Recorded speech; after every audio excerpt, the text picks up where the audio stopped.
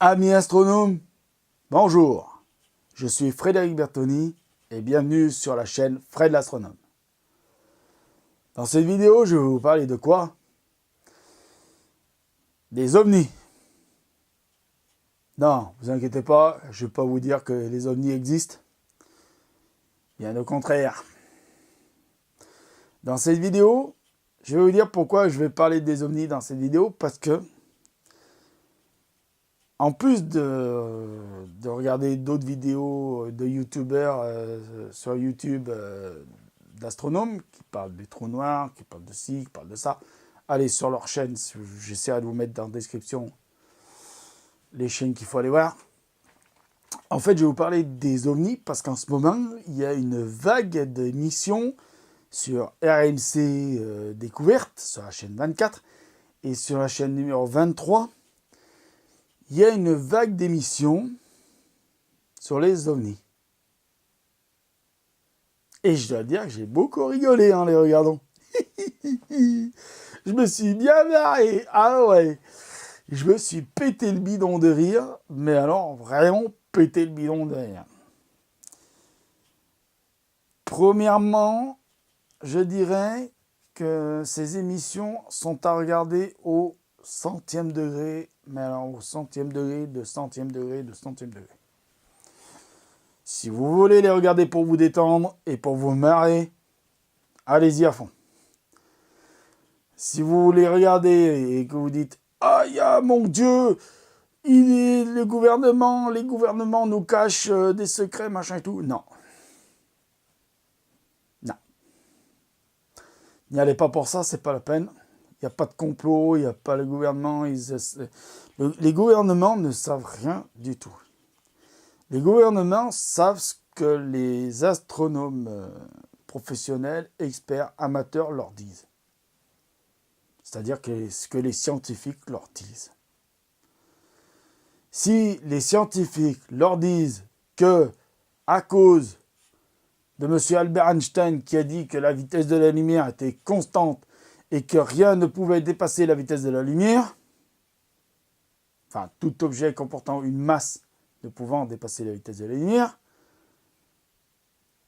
ça veut dire que les petits hommes verts, ou comme ils les appellent dans les fameuses émissions que j'ai vues ces temps-ci, les tigris ou les grands gris, appelez-les comme vous voulez, eh ben non, techniquement, ils ne peuvent pas venir nous voir. Alors, il y en a qui vont vous dire, le gars qui t'a dit ça, donc moi, a tort. Ben non. Parce qu'ils vont vous dire, oui, mais qu'est-ce qui fait les extraterrestres qui ont réussi à faire des vaisseaux et qui ont fait de l'antigravité? Ouais. Et ben, je vais leur dire, c'est pas possible de créer une machine antigravitationnelle. On joue pas avec la gravité. On joue pas avec la gravité. Vous pouvez demander à n'importe quel scientifique, des physiques des particules, des astrophysiciens, vous pouvez demander à n'importe quel spécialiste de l'univers, il n'y en a pas un qui peut vous dire que techniquement, sur le papier, pour le moment je parle uniquement de papier, c'est-à-dire en théorie, il n'y en a pas un qui vous dira que la machine antigravitationnelle existe ou peut exister. Il faudrait des énergies colossales, ne serait-ce que pour ce petit capuchon-là, pour éviter qu'il tombe par terre, qu'il soit attiré par la gravité de la planète, ou par ma gravité propre. Ce petit bouchon qui doit peser quoi? Allez, bon poids, 1 gramme, 2 grammes. Eh bien, il faudrait déjà une énergie qui serait celle que le Soleil dépense en une année pour que ce petit objet tienne en l'air. C'est tout ce que j'ai à dire sur les machines antigravitationnelles.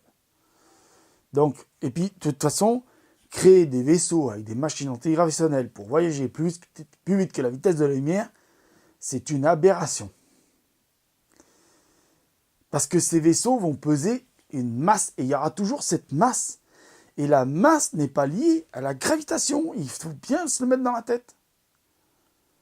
Il faut bien comprendre que ce petit objet-là que je tiens dans les doigts, ce petit capuchon que je tiens dans les doigts, pèse 1 gramme, 2 grammes. Entre 1 et 2 grammes. Plus il va s'approcher de la vitesse de la lumière, admettons que ça soit possible, plus il va s'approcher de la vitesse de la lumière, plus sa masse va augmenter. Mais il ne va pas augmenter par kilomètre, il va prendre 1 gramme, 2 kilomètres, un autre gramme, 3 km/h de plus, un autre gramme. Non. Non. Il va augmenter exponentiellement par rapport à la vitesse de la lumière. Voilà. Ça, il faut bien se le dire. Donc imaginez ce petit truc-là. Il n'atteindra jamais la vitesse de la lumière, donc ne dépassera jamais la vitesse de la lumière. Vous pensez bien que même des petits bonhommes gris qui font 1 mètre de haut, qui pèsent peut-être 10 kilos tout cassé, en ayant des vaisseaux colossaux pour transporter l'énergie qu'ils ont besoin, pour faire le voyage d'où ils viennent, et pour arriver jusqu'à chez nous, impossible. Ils prendraient trop de masse, ils s'écraseraient sur eux-mêmes. Voilà. Donc, les ovnis ne peuvent pas venir nous voir. Et j'entends déjà dire des détracteurs qui vont dire « Oui, mais ils sont déjà venus sur Terre. » Eh ben non, encore une fois, non.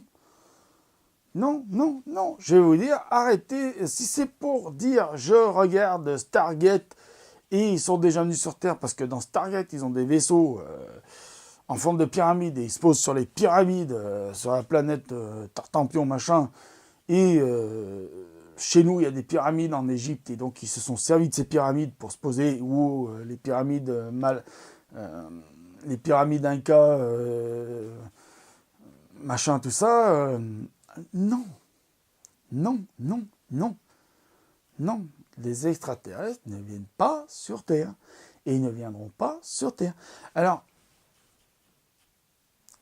je dis pas que dans la galaxie, il n'y ait pas d'autres planètes habitées.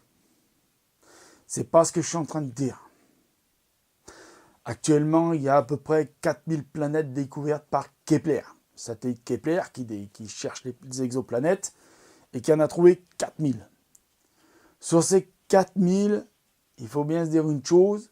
Pour le moment, les scientifiques pensent qu'il n'y en a que 20 qui sont dans la zone habitable de leur étoile. La zone habitable, par exemple, pour nous, c'est la Terre. Là où on est, à bonne distance de notre étoile, 150 millions de kilomètres, c'est pile poil le bon endroit où il fallait être pour que la vie apparaisse. Les autres exoplanètes, les 20 qui sont dans des zones habitables par rapport à leurs étoiles, c'est pas forcément des étoiles qui ressemblent à notre Soleil. Ça peut être des étoiles qui sont un peu plus grosses que le Soleil, voire des géantes, ou des naines rouges. Donc si c'est des géantes, bien sûr la zone habitable va être beaucoup plus loin que par rapport à la nôtre du Soleil. Si c'est des naines rouges, elle va être beaucoup plus proche. Dans ces 20 planètes que les astronomes qui sont spécialisés en exoplanètes sont sûrs qu'elles sont dans la zone habitable, il n'y en a pas une seule qui a une étoile qui ressemble à la nôtre. Donc, si il y a une forme de vie, je dis bien si il y a une forme de vie, je n'ai pas dit qu'il y avait une forme de vie, parce qu'aucun scientifique n'a une preuve qu'il existe une vie ailleurs, mais si il y a une existence de vie, elle est plus probable que ça soit de la vie bactérienne, voire des microbes, mais peut-être du lichen à la rigueur, pourquoi pas. Peut-être quelques plantes. mais de la vie intelligente capable de fabriquer ne serait-ce un télescope, ou ne serait-ce une ampoule, même à incandescent, même si ça fait des années que ça n'existe plus, qu'on est passé à OLED, aux ampoules fluo-compactes et tout le bastringue, à économie d'énergie, eh ben, on en est loin de cette vie-là intelligente pour fabriquer des objets qui puissent communiquer, qui puissent fonctionner à l'énergie, électricité, machin et tout. Donc voilà. Donc les extraterrestres sur Terre, c'est pas de mal à veille. Alors il y a des gens qui vont dire oui, mais on voit des choses bizarres dans le ciel. Oui. Je vais vous faire un aveu. Moi aussi, j'en ai vu des choses bizarres dans le ciel. Je ne vais pas forcément me dire que c'est des vaisseaux extraterrestres qui viennent nous visiter. Premièrement, moi, je suis scientifique dans ma tête. Même si je n'ai pas de diplôme, comme je le dis souvent, je suis scientifique dans ma tête. Donc, je vais d'abord chercher à comprendre qu'est-ce que ça va être et qu'est-ce que ça ne peut pas être. Déjà. Voilà. Mais ce que les gens voient dans ces émissions que j'appellerais sensationnelles, disent avoir vu des vaisseaux, des soucoupes volantes, même des petits hommes, verts, gris, machin. Genre l'accident de Roswell, par exemple, le crash de Roswell en 1947, il y a des gens qui disent qu'ils ont vu des corps. L'armée américaine dit que c'est un ballon sonde.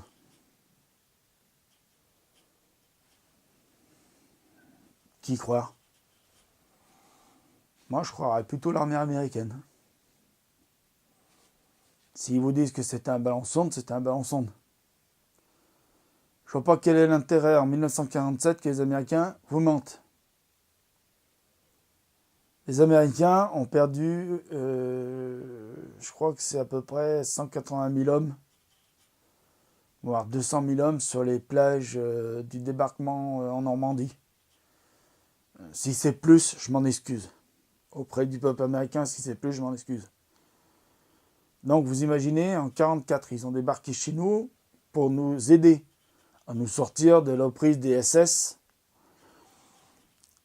et pour nous aider à gagner la guerre. Non, moi je ne suis pas pour les guerres. Donc gagner la guerre, je ne veux pas dire... Bon.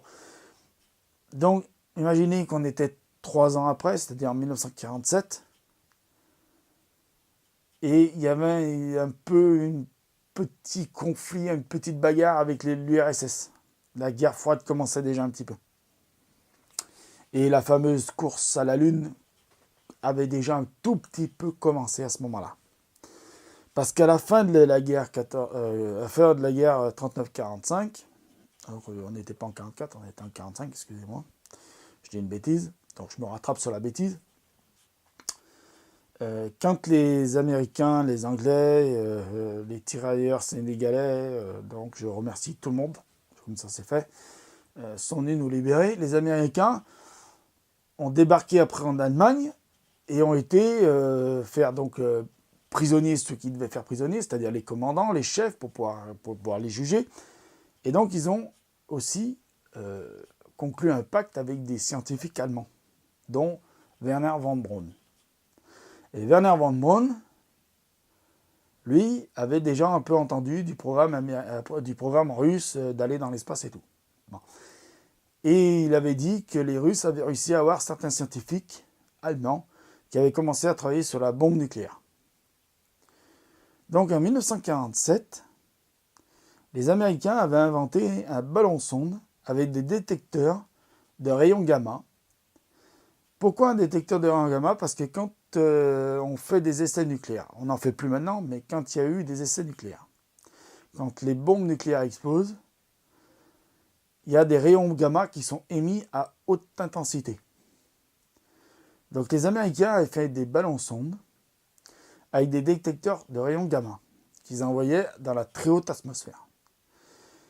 En 1947, Un de ces ballons sondes a été envoyé dans l'atmosphère parce qu'ils avaient reçu par les renseignements américains, les services secrets américains, leur avait dit aux scientifiques, oulala, envoyez vite un ballon sonde donc dans le désert de Roswell, parce que le désert de Roswell, c'était l'endroit le plus propice pour capter ces fameux rayons gamma qui auraient pu être émis par des bombes, des essais de bombes nucléaires par les Russes. C'était le meilleur endroit pour les capter. Donc, ils l'ont fait. Et ce ballon sonde a eu un problème à haute atmosphère, il a éclaté. La poche du ballon n'était pas assez solide pour pouvoir contenir l'extension du gaz, parce qu'il y a un gaz à l'intérieur du ballon qui, plus ça monte en altitude, plus il s'extend, donc plus il continue à monter en altitude, et n'a pas tenu le coup. Donc il a éclaté, et il est retombé sur Terre, et tous les ballons sondes d'ailleurs font ça maintenant. Ils éclatent et ils retombent sur Terre. Et donc les débris qui avaient été trouvés par ce fameux paysan dans le désert de Roswell dans son champ, c'était des débris du ballon sonde et des détecteurs de rayons gamma. C'est tout. Le pauvre paysan ne savait pas ce qu'il avait trouvé par terre, donc il croyait que c'était des machins extraterrestres. Mais c'était pas ça du tout. Les Américains ont peut-être lancé dire que c'était une soucoupe volante parce qu'ils ne voulaient pas faire connaître le fait qu'ils avaient réussi à inventer des détecteurs de rayons gamma et qui pouvaient les envoyer à haute altitude avec des ballons sondes pour détourner l'attention d'éventuels espions russes sur le sol américain. Voilà. D'où est venue l'histoire de Roswell. Mais je vous rassure, les extraterrestres ne sont pas encore sur Terre, ils ne sont pas encore là et ils ne vont pas venir nous voir. Voilà. Et puis de toute façon, vu l'espèce vivante qu'on est et qu'on est assez con pour faire des guerres et pour faire des bombes nucléaires et pour faire des bombes chimiques et pour faire n'importe quoi, et ben admettons qu'il y a un petit vaisseau qui est passé par là, je dis bien admettons, je dis pas qu'il y a un vaisseau qui est passé par là, mais je dis admettons qu'il y a un petit vaisseau qui est passé par là, s'ils ont regardé en bas, ils ont dû dire oula, c'est quoi ça? Vite, on repart. Ils sont cinglés. Donc, je vous rassure. S'ils sont venus nous voir, on est trop cinglés pour eux. Ils sont repartis. Non, allez, je vous rassure, ils ne sont pas venus sur Terre. Amis astronautes, je vais arrêter cette vidéo-là parce qu'elle est très longue. Je vais vous dire, abonnez-vous. Mettez un petit pouce en l'air, mettez un petit pouce en bas, mettez des commentaires. Et surtout, mettez l'œil à l'oculaire. Amis astronomes, salut!